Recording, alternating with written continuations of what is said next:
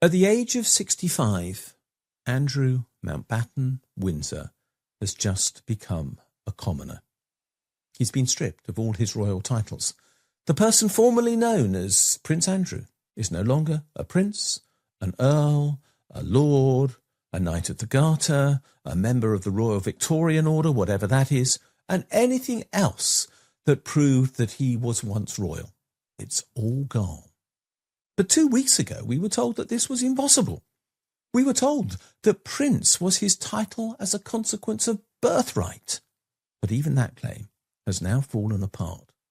Public consent has stripped Andrew of his titles, and with that stripping of his roles away from this person who has been discredited in the public eye, the royal myth has died. And that matters. It matters because the monarchy has always claimed that its privilege is natural. By implication, they say that some people, like them, are born superior, and others, like us, must defer. But when a prince loses all his titles and becomes a commoner, that illusion collapses. Privilege, it turns out, is just made up, and it always has been. That's my point. It's always been an artificial construct designed to extract value from the rest of us. This is about political economy, after all. And in that context, the monarchy is just the tip of the iceberg. Britain's hierarchy runs on deference and not competence. We are required in this country to accept that inequality is inbuilt into our system of governance. The honours system, titles and orders of empire all feed into this game. They all make unearned power look respectable, and they encourage everyone else to stay in their place. Now, though, if a prince can be stripped of his privileges, anyone can. What we now know is that titles, wealth and status are not permanent. They do depend on public consent.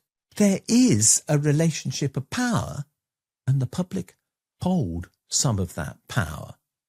The people who are now claiming superiority can in fact lose it overnight. Without our consent, they cannot be superior. This changes everything about how power is understood in this country. The royal family's USP, its reason for being, was the sale of mystique, to appear untouchable. But that mystique has died.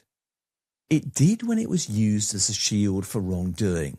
And for a decade, the royal family have let Andrew Windsor Mountbatten, or whatever he's now called, hide behind titles to pretend that he was somehow different when he was accused of wrongdoing, and serious wrongdoing at that. Now, the shield has been stripped away. The royals have been revealed as ordinary people with ordinary names that begin with the title Mr., Mrs., Miss, Ms, or whatever. Monarchy now looks less like heritage and very much more like a hierarchy of power. The significance is that the monarchy reflects that wider structure of British privilege. That privilege has always said wealth deserves protection and power means immunity. It's always said that inequality is natural and deference is duty, but if even royalty can fall, none of these assumptions hold true. The hierarchy of power at this moment looks decidedly vulnerable. And the challenge now is to decide whether that claim of superiority made by the royals is one that can still be supported elsewhere. They've used it to justify rent extraction, to provide them with inherited privilege, to allow unaccountability, and a right to rule, and of course low taxation for the wealthy. The monarchy has been the cultural face of that oppressive system, and others have also gained, of course. And now, as the monarchy's legitimacy fails, the economic myths of power are crumbling too. If Andrew Mountbatten-Windsor is just a commoner, so is everyone else. And that means no more excuses for wealth without responsibility, power without accountability, and injustice defended by tradition. Commoners, after all, deserve justice too. The political meaning is clear. The eugenics myth is shattered. It's not true. We're all in the same boat. There is no difference between us, and power no longer means immunity, and wealth should not buy a lighter tax bill. Prejudice is not justified by custom. Strip away the titles, and equality becomes visible. And in that case, there's space for new thinking. When myths die, truth can grow. And what I would suggest is that what the philosopher John Rawls has to say here really matters. He argued that true justice begins behind a veil of ignorance, because we must imagine what a just system looks like without knowing what our position is within the social order. And from that perspective, he argued, and I think rightly, that rational people would always design systems that protect the least advantaged first, because you never know whether you might be one of those least advantaged people.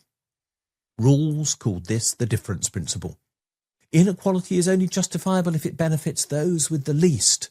But of course, the monarchy has always represented the opposite idea, the idea that privilege is justified by birth.